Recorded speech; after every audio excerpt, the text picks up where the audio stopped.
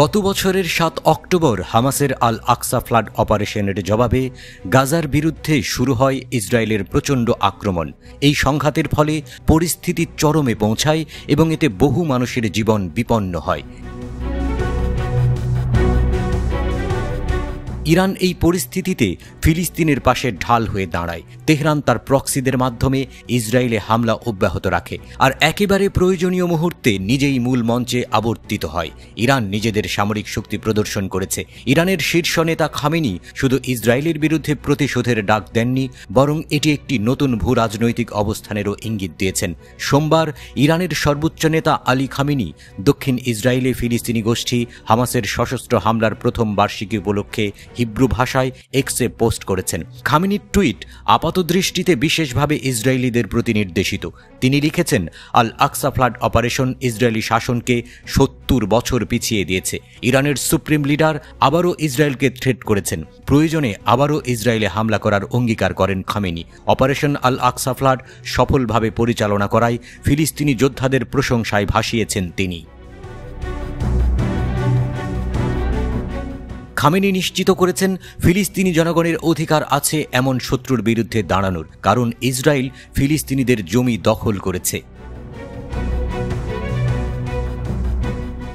অন্য একটি পোস্টে খামেনি ইসরায়েলের ওপর ইরানের সাম্প্রতিক ক্ষেপণাস্ত্র হামলার বিষয়ে মন্তব্য করেছেন। ঘোষণা করেছেন, আমাদের সশস্ত্র বাহিনীর উজ্জ্বল অপারেশন ট্রু প্রমিস 2 সম্পূর্ণ আইনি এবং বৈধ ছিল। প্রয়োজনে ভবিষ্যতে এটি আবার করা হবে।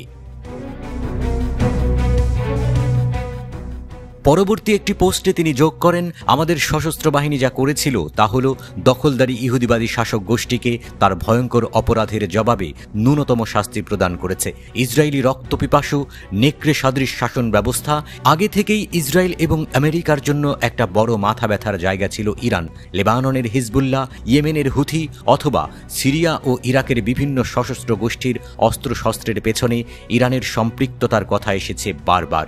ইরানের সশস্ত্র বাহিনী বা অস্ত্রশস্ত্র নিয়ে পশ্চিমাদের উদ্বেগ ছিল অনেক আগে থেকেই। আয়রন ডোম সহ শক্তিশালী প্রতিরক্ষা ব্যবস্থা থাকলেও গত 1 অক্টোবর ইরানের হামলা পুরোপুরি ঠেকাতে পারেনি ইসরায়েল। ওই হামলার পর ইরানের শীর্ষ নেতা জানান, ইসরায়েলের অস্তিত্ব কৃত্রিম, এটা টিকবে না।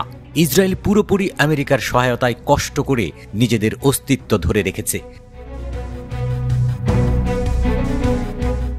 গাজায় শুরু হওয়া যুদ্ধের বর্ষপূর্তিতে হুঙ্কার দিয়েছেন তুরস্কের প্রেসিডেন্ট রিসেপ তাইয়েপ এরদোয়ানও। এরদোয়ান বলেছেন, ইসরায়েল গাজা উপত্যকায় যে গণহত্যা চালিয়ে আসছে তার জন্য শীঘ্রই মূল্য দিতে হবে।